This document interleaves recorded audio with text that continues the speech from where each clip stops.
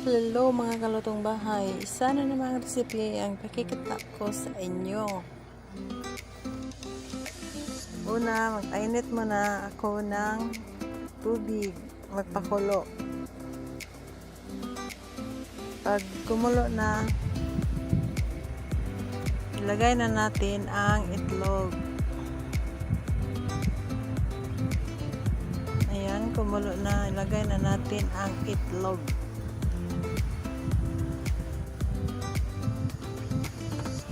Katapos ng 7 minutes to 10 minutes ay luto na yan. Hanguin natin. Ayan, at hanguin na natin. Balik-balik.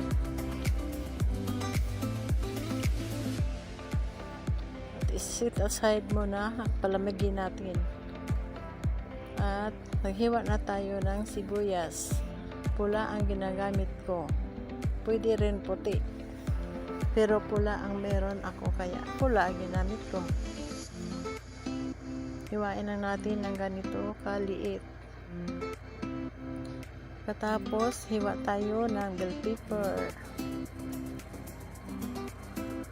Ganon din ang paghiwa. Medyo maliit. Tapos na mahiwa, sunod na natin ang bawang. At dinikdik ko na yan. Kuna na lang natin ng panit, balat. Tapos natin makuna ng balat at hihiwain. Ayan.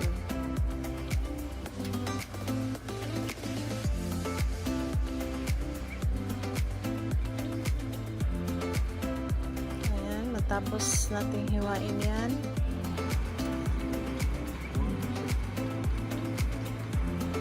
Tapos itong hiwain natin ang bawang, isunod natin ang sibuyas, spring onions. At hugasan ko na to ha. Hindi tayo maghiwa ng hindi malinis. Kailangan malinis na malinis talaga.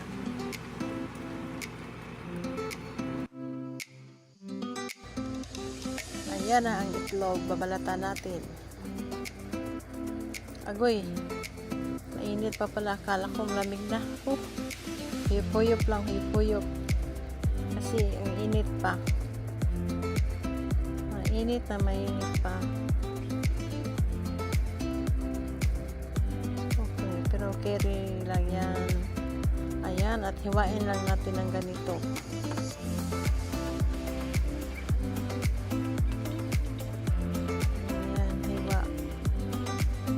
Hanggang sa maubos natin ang paghiwa. Pagkatapos, separate natin ang igyok. May idea na ba kayo mga kalutong bahay kung ano itong recipe ang ginagawa ko ngayon? Abangan na lang natin, tatapusin lang natin ito. At malaman din natin lahat. Ayan, tapos nang hiwalay. At ganyan, ganituhin lang natin. Ang tawag ng pit. At magpainit na tayo ng mantika sa ating kawali. At igisa na ang sibuyas. Ayan, bawang. Gamit ko ang aking sandok na may butas sa gitna. Ito ay gawa sa kawayan. Regalo yan sa aking anak. Isang set. Ayan. Ang bell pepper.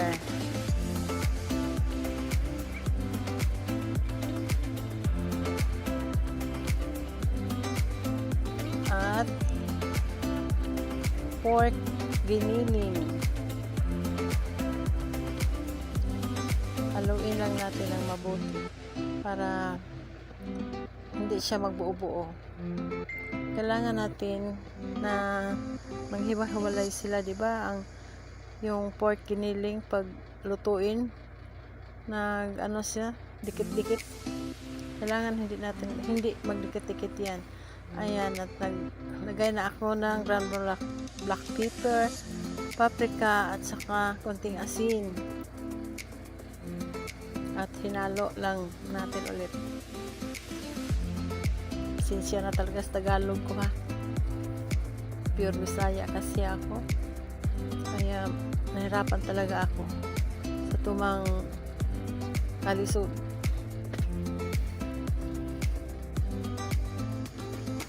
Ayan, at hinihiwalay-hiwalay ko ang giniling.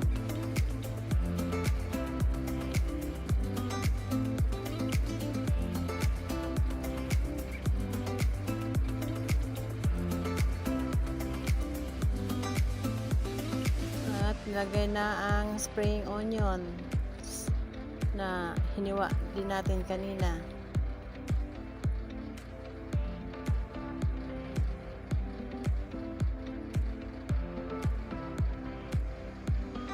At naglagay ako ng brown sugar pangdagdag lasa.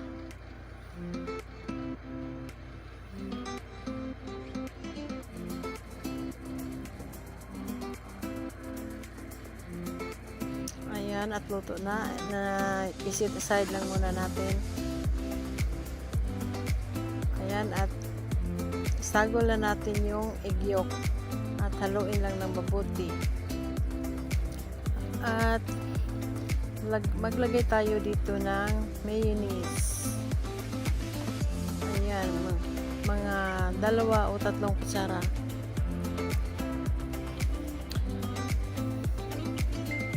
Saka cheese. Nasa inyo na kung gaano ka rami ang ilagay na cheese.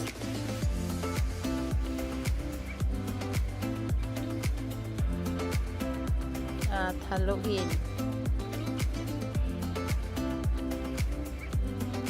Yung mayonnaise pala, mga kaibigan, yan ay ano natin, pang pakapit sa ating filling para hindi sila maghiwa-hiwalay pag ilagay na natin yan sa itlog. Makita ninyo mamaya pagka-symbol na natin.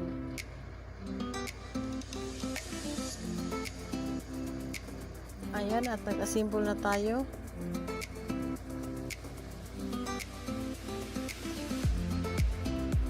Ayan, ganyan lang. I-ano lang natin yan, diin-diin. Duot-duot ba para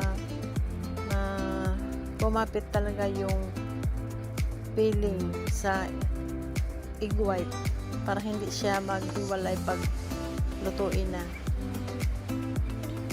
At saka ayusin lang pagkalagay. Yes, ayusin lang. Ayan, same process pa rin hanggang sa maatapos yan lahat.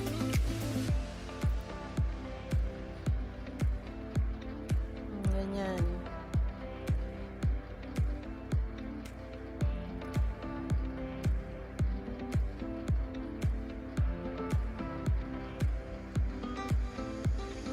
Shout out pala sa aking mga friends sa YouTube, sa aking team, Golden Heart team.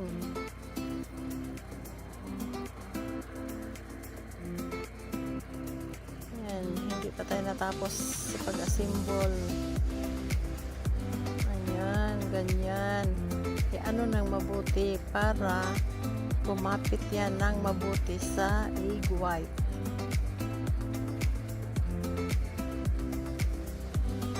Pagbutihin lang ang pag-assemble. Ganyan.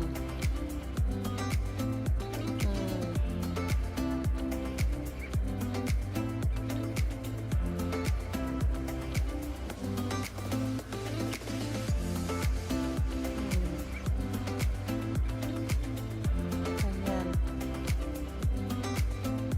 Sayan lagi kayo mga kalatong bahay. Sayan maganda kayo pagka-symbol.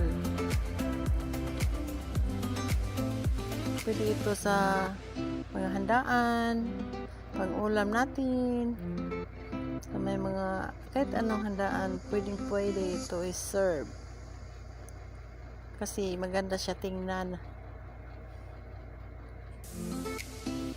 Bukod sa maganda tingnan, masarap pa.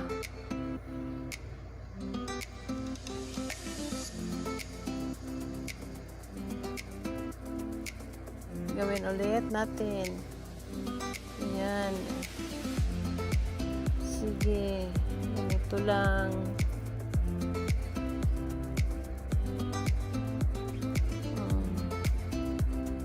Ilagay ng mabuti sa tamang pagkalagay.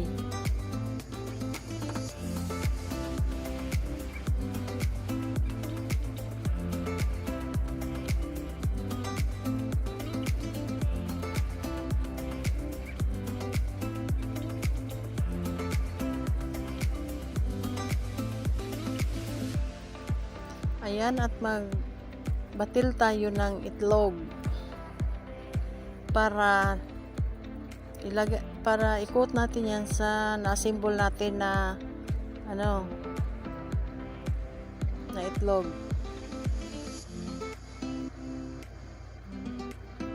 Bago iprito, ilagay natin dyan at nilagyan ko yan ng konting tubig at magpa-init na tayo ng mantika. Hintayin natin mainit na siya talaga bago natin ilagay yung ating ina-assemble na itlog at pork giniling.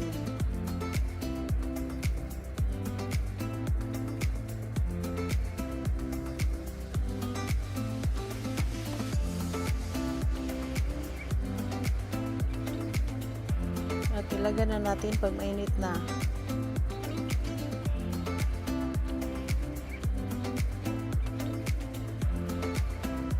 Huwat lang sa tahakyo para ba na mainit. Ito na huwat-huwat yung gamay good.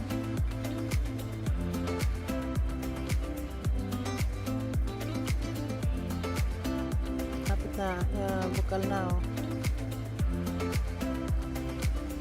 hindi na lang. Ayan na, hindi ako galit ha. Ano lang kasi baka matalsikan kasi ako kaya ganon. Ayan. Yan ay nakuta natin yan doon sa binatil natin itlog. Dagdag yun para hindi siya maghiwalay, hindi siya dyan sa mantika. Tulad yan binaliktad. Dapat hindi siya maghiwa-hiwalay. Hindi siya mahiwalay dyan sa white egg. Ayan. Yan, luto na yan. Tapos na yan.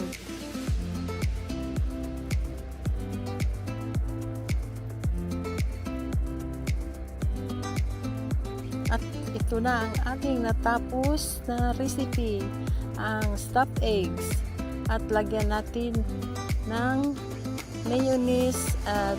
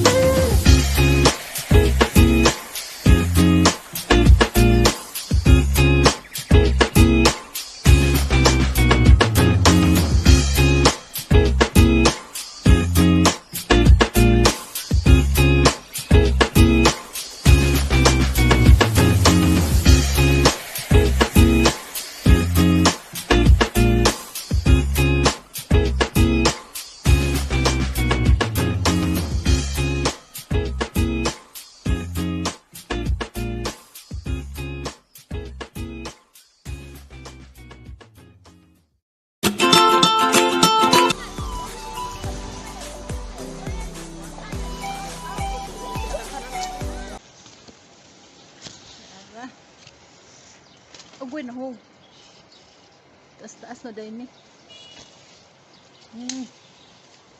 Wow. Okay. Dagko na.